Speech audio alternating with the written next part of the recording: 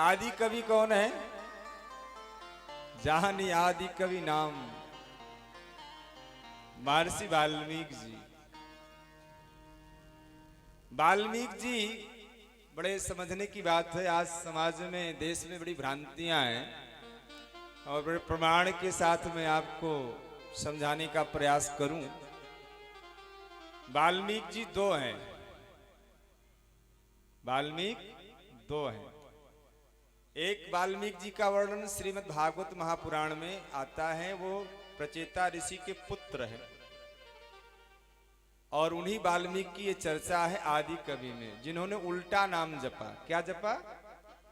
वो ब्राह्मण थे लेकिन जंगल में रहते हुए संग उनका खराब हो गया और मारपीट करने लगे, लूटपाट करने लगे जंगल में रहते हुए। सप्तऋषियों का जब आगमन हुआ तो सप्तऋषियों ने उन्हें समझाया और तब उन्हें बताया कि आप भगवान का नाम जपो, लेकिन वो नाम सीधा सीधा नहीं जप पा रहे थे। क्या जप पा रहे थे? नाम उल्टा। उल्टा नाम जपत जग जाना, वाल्मीकि भय ब्रह्म समान।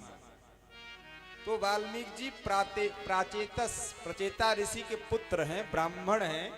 वो श्रीमद् भागवत महापुराण में उनका संकेत है। दूसरे जो वाल्मीकि हैं, ध्यान से सुनिएगा, उनका संकेत महाभारत में है। कहां पर है? महाभारत में। वो वाल्मीकि जी दूसरे हैं और ये वाल्मीकि जी दूसरे हैं। वो भी महान रसिक वैष्णव हैं, ठाकुर जी के महान भक्त हैं। एक बार पांडवों ने बहुत बड़ा यज्ञ किया, ध्यान से सुनिएगा। उस समय जब यज्ञ में भगवान कृष्ण आए तो भगवान कृष्ण अपना एक दिव्य शंख लेकर आए, शंख। और भगवान कृष्ण ने पांडवों से कहा कि यदि आपका यज्ञ सही ढंग से होगा तो यज्ञ संपन्न होने पर हमारा शंख अपने आप बजेगा, और यदि यज्ञ में किसी प्रकार की कोई त्रुटि होगी तो शंख नहीं बजेगा। अब यज्ञ हुआ, बड़े विधान पूर्वक यज्ञ में सारी विधियों का पालन किया गया। तर्पण आदि सब वेद मंत्रों का सही उच्चारण हुआ, सभी वेद विधियां अपनाई गई, सब कुछ हुआ। बहुत सारे ऋषि मुनियों को आमंत्रित किया गया था, ब्राह्मणों को आमंत्रित किया गया था, बहुत सारे संत भक्त वहां एकत्रित थे। लेकिन सब संपन्न हो गया, लेकिन शंख नहीं बजा। तो भगवान कृष्ण ने कहा कि जरूर कोई त्रुटि है। पांडवों ने पूछा कि क्या त्रुटि रह गई? तो भगवान कृष्ण ने कहा कि आपने एक रसिक भक्त को, महान रसिक वैष्णव को आपने भोजन नहीं कराया। तो पांडवों ने कहा, युधिष्ठिर जी ने कहा कि हमारे यहाँ इतने ऋषि मुनि आए हैं, इन ऋषि मुनियों को हमने बुलाया है। बोले हाँ ये ठीक है, इनकी महिमा है, इनकी महिमा कम नहीं है, लेकिन एक आपके ही नगर में एक महान वैष्णव रहता है, जब तक वो भोजन नहीं करेगा तब तक शंख नहीं बजेगा। पांडवों ने विचार किया कि हमारे यहाँ कौन सा ऐसा वैष्णव है, परम भक्त है, जिसको हम नहीं पहचानते, हमारे नगर में रहता है। भगवान कृष्ण ने कहा रोज आपके यहाँ आता है, सुबह भी, दोपहर भी, शाम, तीनों टाइम आता है। तब तो पांडव बड़े परेशान हुए महाराज की हमारे नगर में आता है, हम नहीं पहचानते। बोले हाँ आपके घर में आता है, आपकी घर की झाड़ू बुहारी करते हैं। उस समय महाराज भगवान ने उनका स्थान बताया, कृष्ण भगवान ने। और भीम और अर्जुन, जिन वाल्मीकि दूसरे की चर्चा कर रहा हूं, उनके पास गए और जाकर के उनसे निवेदन किया कि जब तक आपकी जूठन नहीं पड़ेगी हमारे घर में, तब तक हमारा यज्ञ संपन्न नहीं हो सकता है। वाल्मीकि जी घबराए, अरे भैया हम आपकी जूठन खाने वाले हैं, हमारी जूठन आपके घर में पड़े? महाराज ये तो आप गलत बोल रहे हैं। लेकिन भीम और अर्जुन ने कहा नहीं नहीं, भगवान कृष्ण का आदेश है। जब वाल्मीकि जी को पता चला कि भगवान कृष्ण का आदेश है तो उस समय बड़े क्रोध में उन्होंने कहा कि ठीक है आपकी इच्छा है, चाहे जो करो, हम तो अपने आप को छिपा कर रखते थे, लेकिन तुम्हारी इच्छा है, तुम चाहते हो तो अंदर अंदर तो बड़े क्रोधित हुए भगवान कृष्ण के ऊपर वाल्मीकि जी, लेकिन कहा चलो कोई बात नहीं, आपकी ऐसी इच्छा है। जिस समय महाराज अर्जुन और भीम उनको आमंत्रित करने के लिए गए थे, उस समय वो भगवान की पूजा कर रहे थे।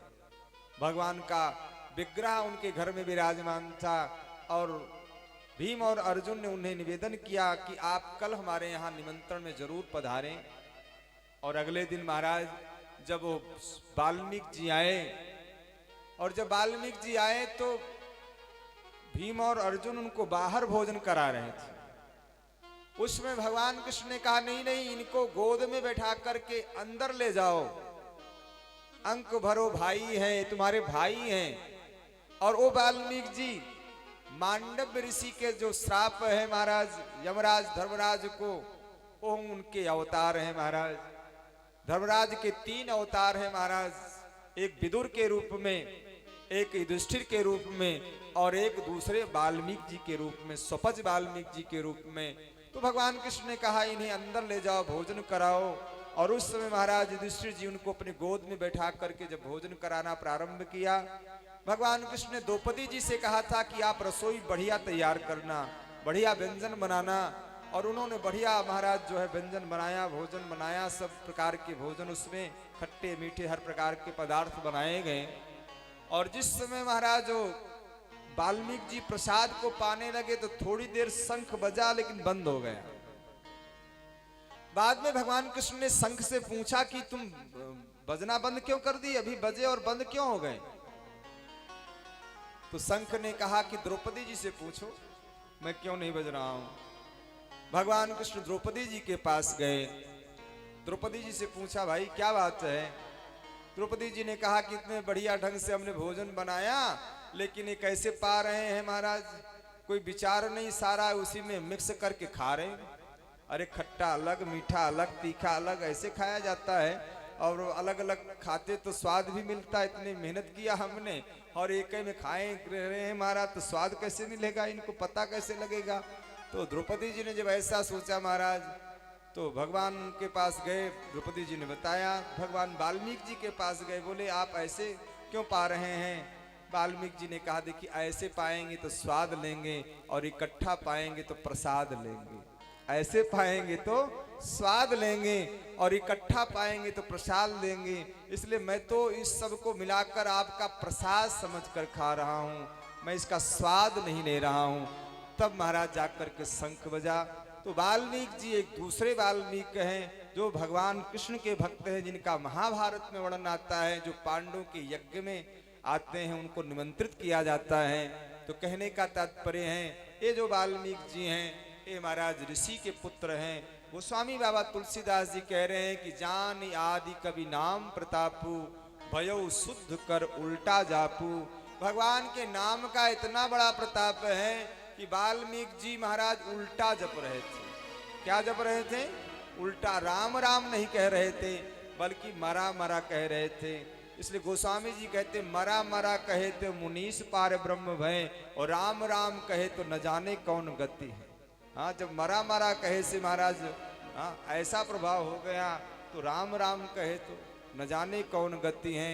इसलिए गोस्वामी जी यहाँ नाम की वंदना करते हैं।